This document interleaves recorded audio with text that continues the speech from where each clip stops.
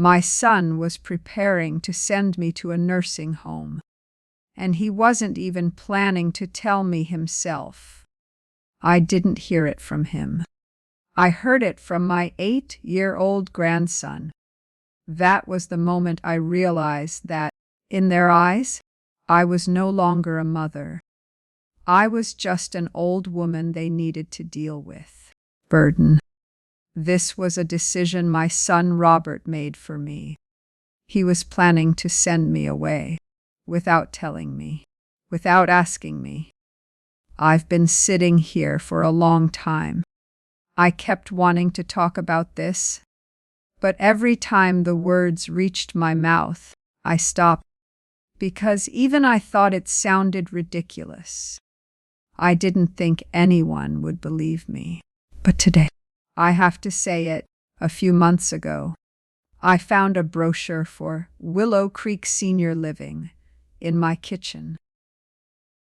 That day, I was making my grandson a grilled cheese sandwich.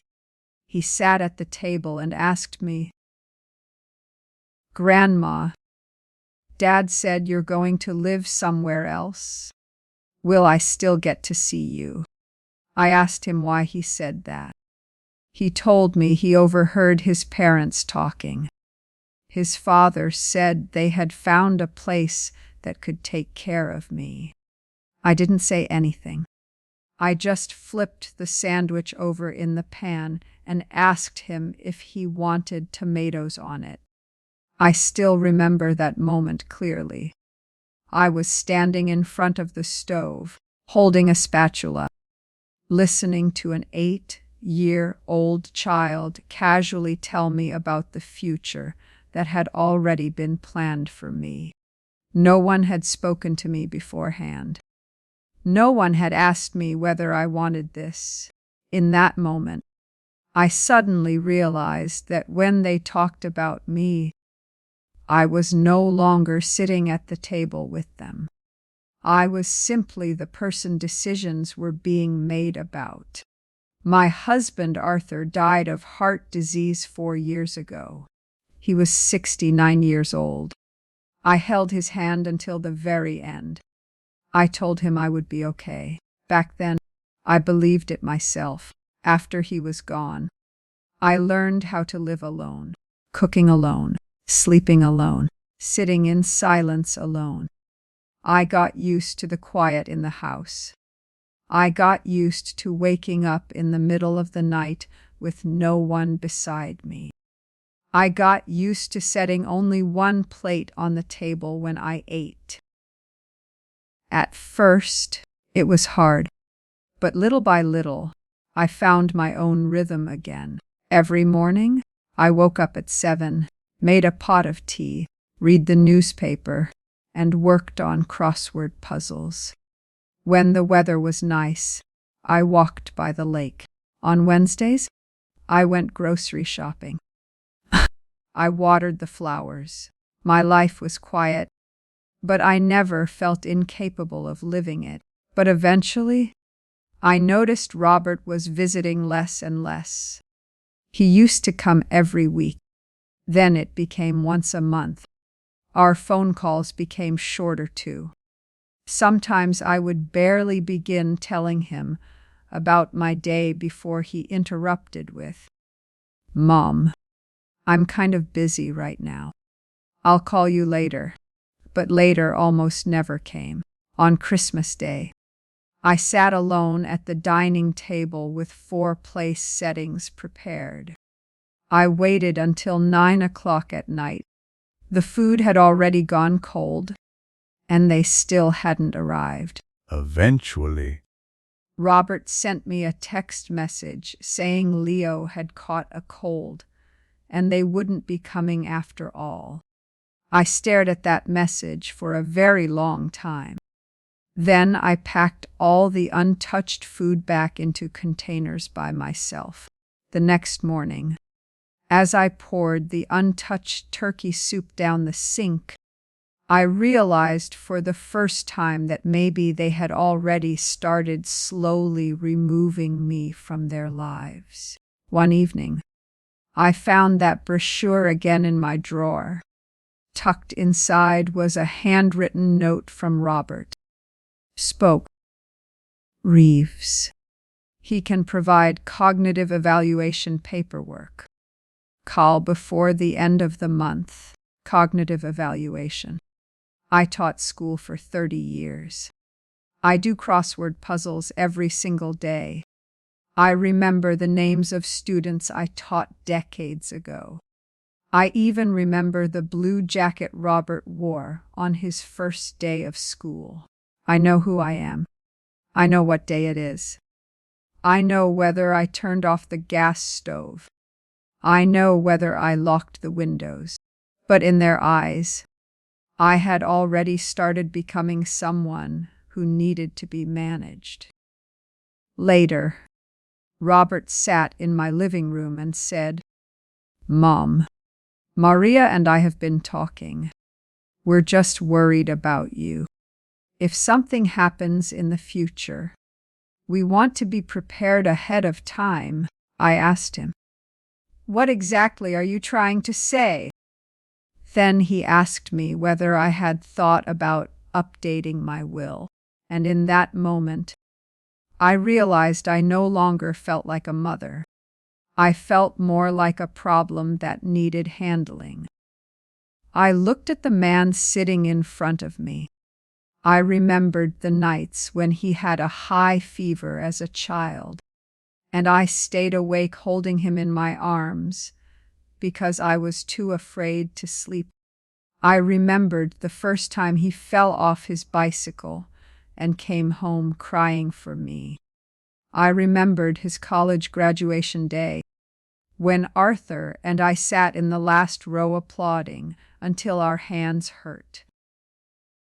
But now, the way he looked at me no longer felt like a son looking at his mother. It felt like someone looking at a burden that would eventually have to be dealt with. After that, I started packing my things. Boxes filled every room. My sister Margaret helped me sort through everything.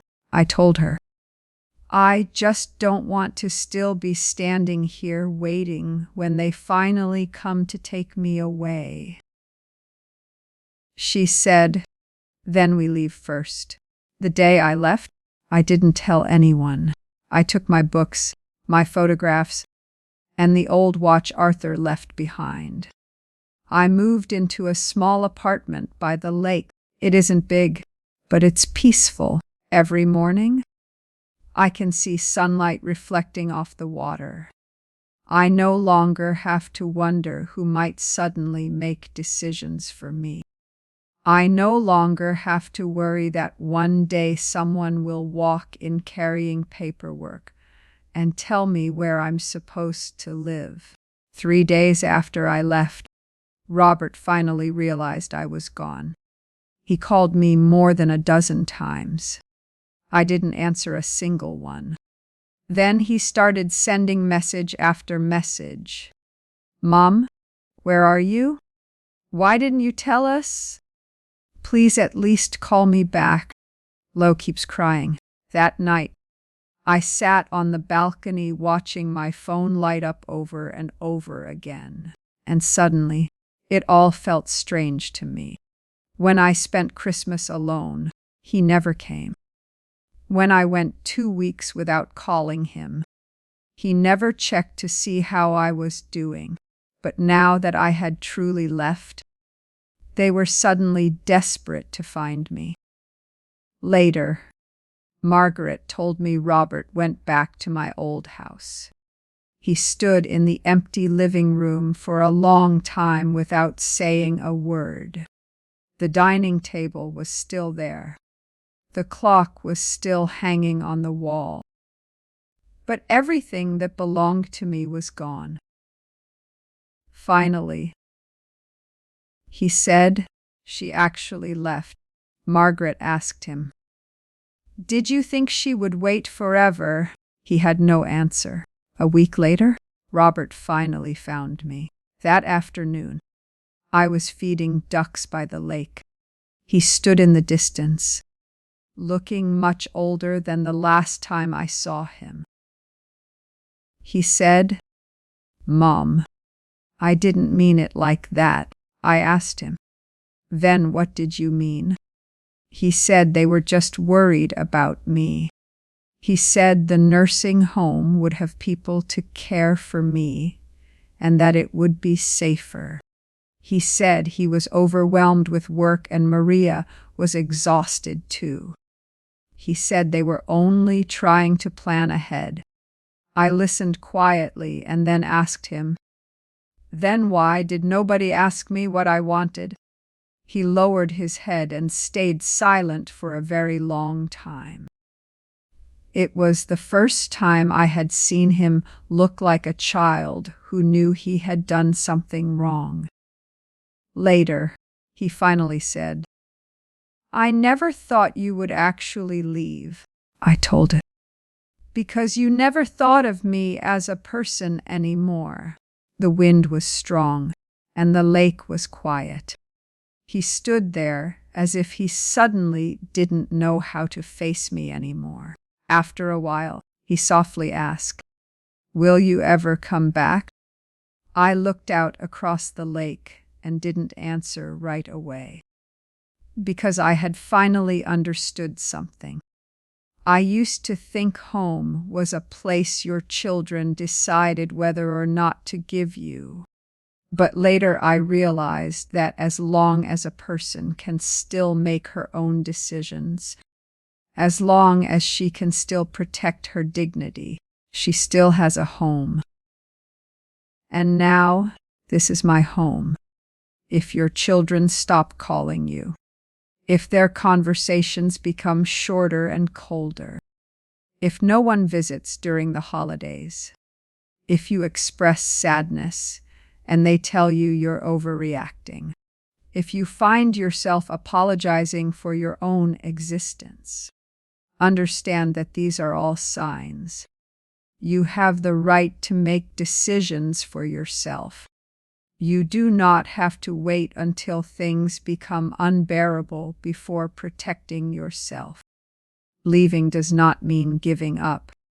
It simply means that the rest of your life still belongs to you. They used one word to describe me: burden, but I refuse to carry that word anymore. I did it, and I'm still here.